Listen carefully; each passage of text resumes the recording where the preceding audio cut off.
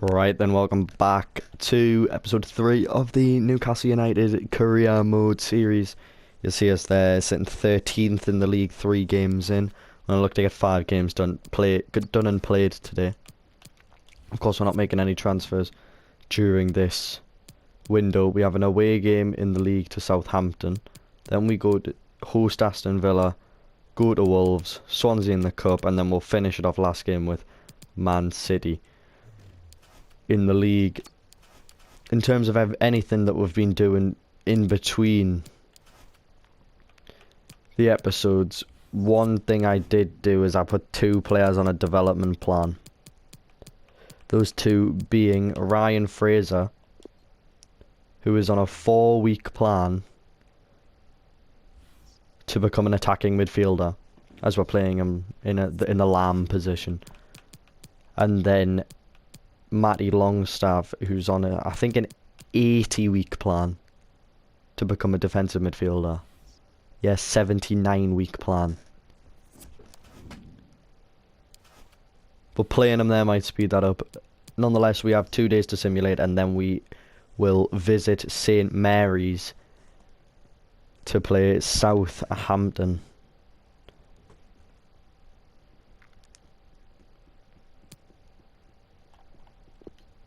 We've got some notifications. Oh, Matt Ritchie's got... Oh, yeah. That was during the last episode. I was rushing through getting rid of emails and declining deals that I accepted one for Matt Ritchie.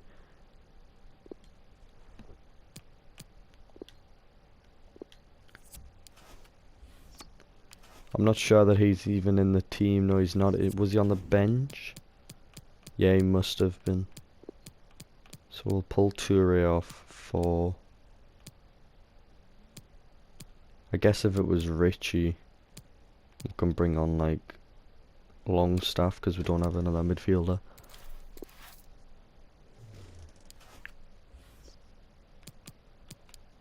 And he was in the B team as well. So we'll pop Lewis out for Emil Kraft and then swap Kraft and Manquillo. And we'll set it up like that for the cup team. And to be ready to take on Southampton at St Mary's. Here we go then. St Mary's is the destination of travel for Newcastle United today, as we meet Southampton in the league. I saw that they'd signed Divock Origi. Of course, they've got James Ward-Prowse, and they are starting Origi up front. And we'll see how this one goes. Hopefully 3 points to move us up in the Premier League table. Another interception. We are really dominating this one and putting the pressure on Southampton. We just need to find that goal. Will it be Almiron? Almiron has Wilson. Wilson, lovely slip through. And it'll be Callum Wilson. And it's Almiron at the assists again. We needed that break. We're having the majority of the ball, and in front of the away end we do take the lead. It's a good ball into Almiron by Fraser, and then a nice little set through. Fraser was arriving, but Wilson didn't need him. It's a good finish into the far left hand corner, and I believe that's his second of the campaign in game 4. And it's Southampton 0, Newcastle 1. It's a good ball through, and it's a nice finish from Divock Origi, and they've replied quick. And that's probably the first goal scoring opportunity that Southampton have had. And it's the man that we spoke about before the game, their new signing. Ings gets away there and finds Diallo, who just slips it into an open Origi, and our defence is really wayward there. All pushed over the left, giving Origi too much space. And it's 1-1 in the 33rd. Walker-Peters drops it into Diallo. Into Walcott, back to Diallo. Steps inside. Ings hits. And that is an absolute dagger to this 90-minute game. Danny Ings will celebrate with Hassan Hoodle. But Southampton are 2-1 up. And all of the attacking football that we've played has been picked apart by that one move. I'm going to make 2 changes. Longstaff will come out for Shelby.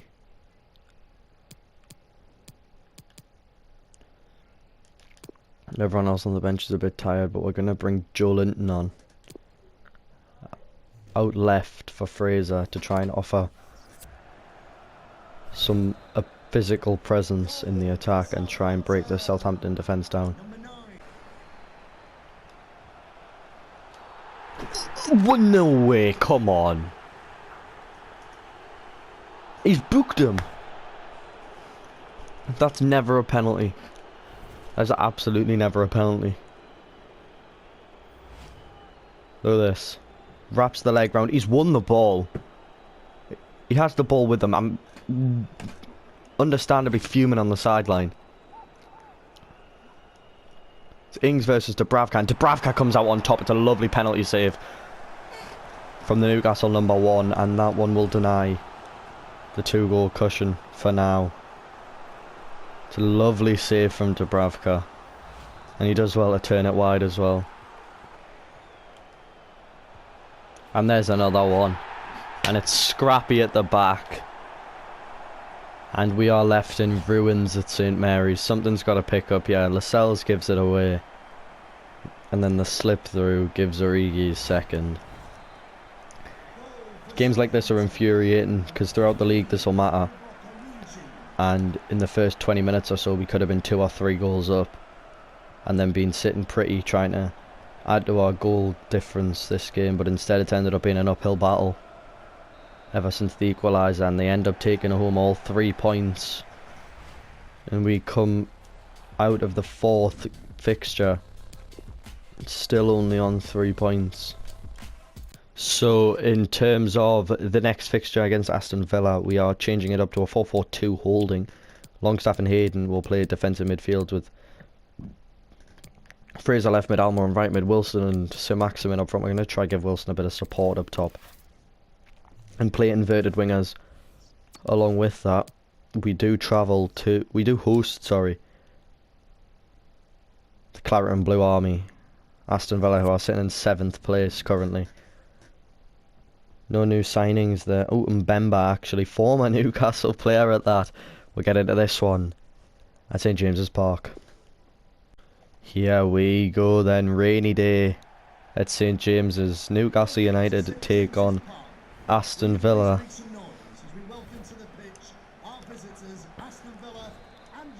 3 points are necessary today, and it'll be a difficult one, all things considered.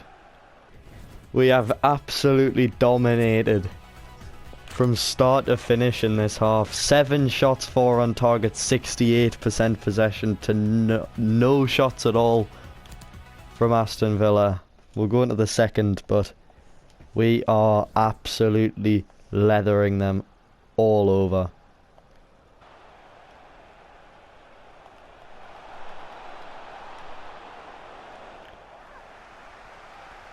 How on earth he kept the ball? How's he kept the ball in there? Completely against the run of play. It's their first shot. Look at this. It's a quality challenge from the Souths, and he falls over, and that keeps him the ball. And then it's headed home. Mountain to climb now for the 3 points, but we have dominated this one.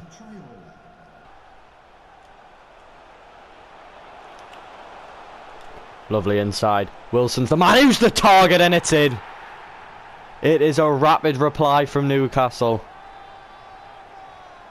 And it's in with Wilson's head. After a bit of skill from Alan Sir Maximin.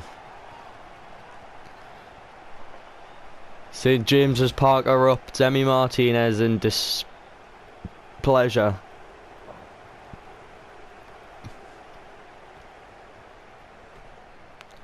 It's a good header. He heads down to get that kind of power on the header to put it past Martinez and leave Newcastle level going into the hour mark. We're into stoppage time. Villa have a corner. A counter-attack from this could prove costly. But it's not going to, because they've scored from the corner. Absolutely disgraceful game, this. And for some reason, every goal results in this celebration, the same one every time. But Grealish puts in a deep corner, and there's 3 men around him, and not one of them can win the header, and then the header's straight at Dubravka, and he can't keep it out.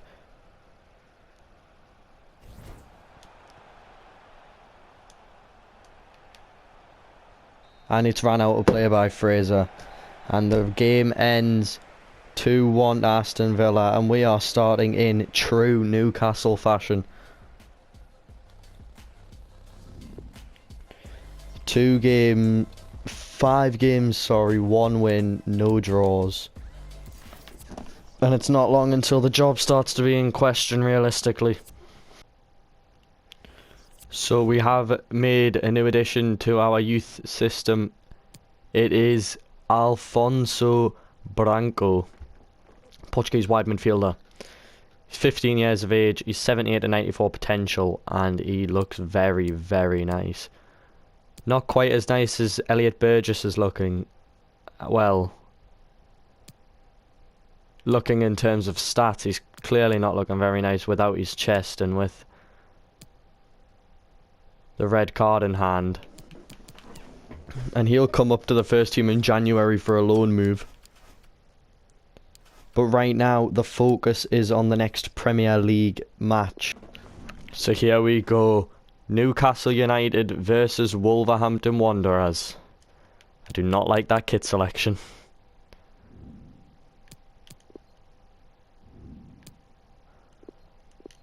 Go then. Molineux is the away destination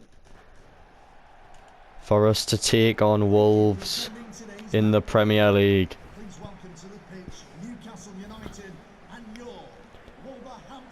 Big game here, big game. We need to start racking up points, or the job's going to start getting questioned. So we enter the break 0-0. 2 shots on target to 2 shots to 0 on target, 1-1 for us. 47% to 53% in terms of possession. It's just been quite a boring, evenly boring first half. And we really need to pick up this in the second half and hopefully get an early goal and then solidify it with a later goal and hopefully take home 3 points here. But we're going to claim it nonetheless, and we're going to hit this with Fraser. Green timed. It's a good save by Patricio. And the follow-up isn't there. Ah, that is devastating.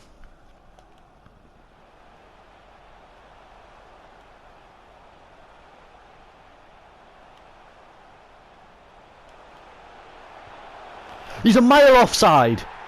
And from the free kick, they've countered and scored. But I swear to God, he's going to run to the manager again like I can't be bothered with this. Look at this ball. Where he's played that. Lewis is playing him on. He's tracking Adama. And they've opened the scoring against the second half's run of play in the first 10 minutes. But you can't really complain when our left back's deciding that that's where he wants to be in comparison to the line. Here we come. Saint-Maximin isolated. He's got Fraser in support, who has Wilson in the area, and that is a really nice goal, and I think it's an own goal actually. Ryan Fraser will claim it, but of course we know it's not his, and that's a real reprieve there, because this game has been a difficult one. The ball out wide goes to Fraser. The Wolves players are claiming the handball. The ball comes in, and I think Wilson hits that, but apparently not. No, it does come off of Leander Dendoncker last, and it will be an own goal for the Belgian centre-half as we go into the final 10 minutes, 1-1. But that'll be it. It's 1-1. It's a point. It's a valuable point. And it's quite a lucky point. We wanted 2 more subs on there. We try to finish the game. We actually I actually made the subs for Joe Linton and Murphy to come on in the 81st minute, but the ball didn't go out. From that, like, you can see with Wolves' formation, especially in the first half when Adama was at right wing, it was so hard to defend against those two pacey wingers, and the left-hand side they didn't even really attack down. You'll see we're in 4-4-2 flat there. The game started to feel a change, and we started to perform better when we went to the 4-4-2 flat and pulled away from the CDMs and into the two centre mids. So here we go under the floodlights, midweek game against Swansea City in the Carabao Cup third round. A chance for a few players to pop up, a few young lads in the team, Matty and Sean Longstaff included in those younger players. Manquillo playing, Jacob Murphy playing. Chance for a lot of players to prove something and maybe get a start in the league games. Take the lead here. Carroll into Longstaff. Longstaff has Joe Linton, and it is into Joe Linton, and that is a nice finish from the Brazilian striker who opens the scoring.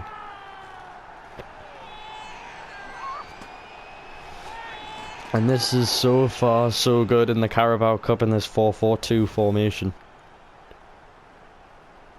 Sean Longstaff's ball there is absolutely perfect to give Joe Linton the best chance of slipping at home. And Joe Linton does slip at home. The young striker gets a goal. It's his second of the competition as we lead Swansea City 1-0.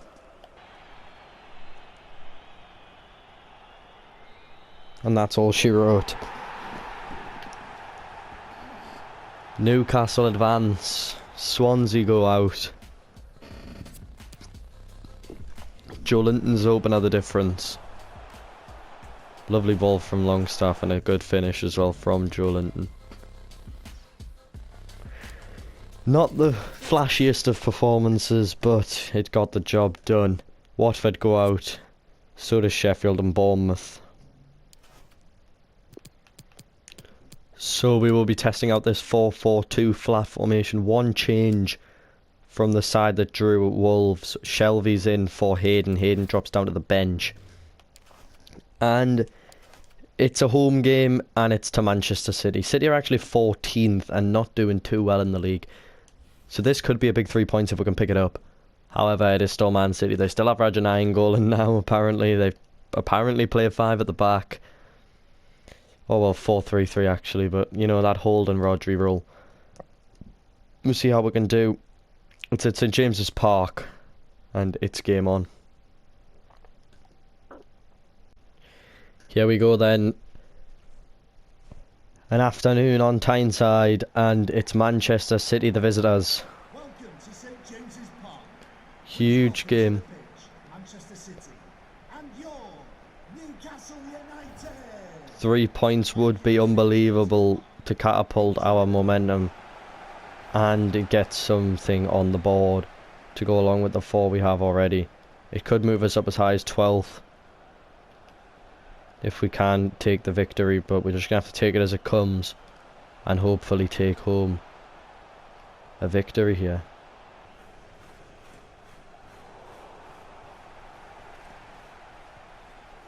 Oh, gave it away from the goal kick, and they've got one. It was meant to go to Lascelles, and then it's been nicked, and then he's found Aguero, and that's just typical of our form.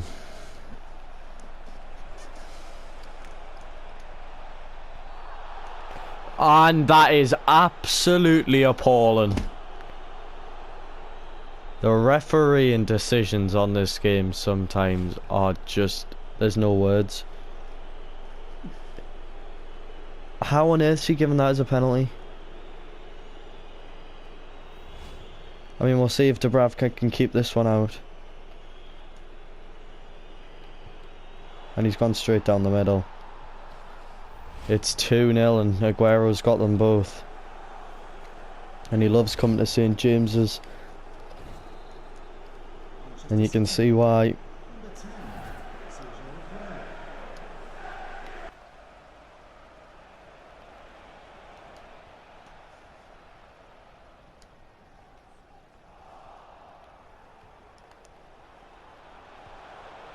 And they've got another one.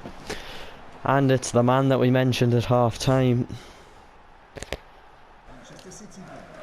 Number 17, Kevin De Bruyne.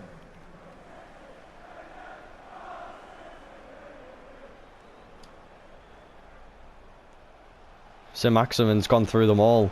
And he's pulled one back. Well, that's something. He has literally kicked Lascelles and got a penalty for it. And he's put it away. Manchester City player.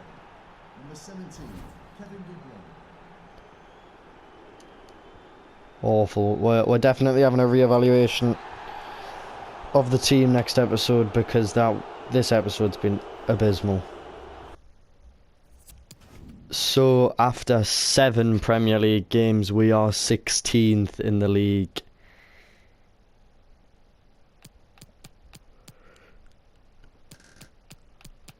Seven games, 5 losses, a win and a draw is awful.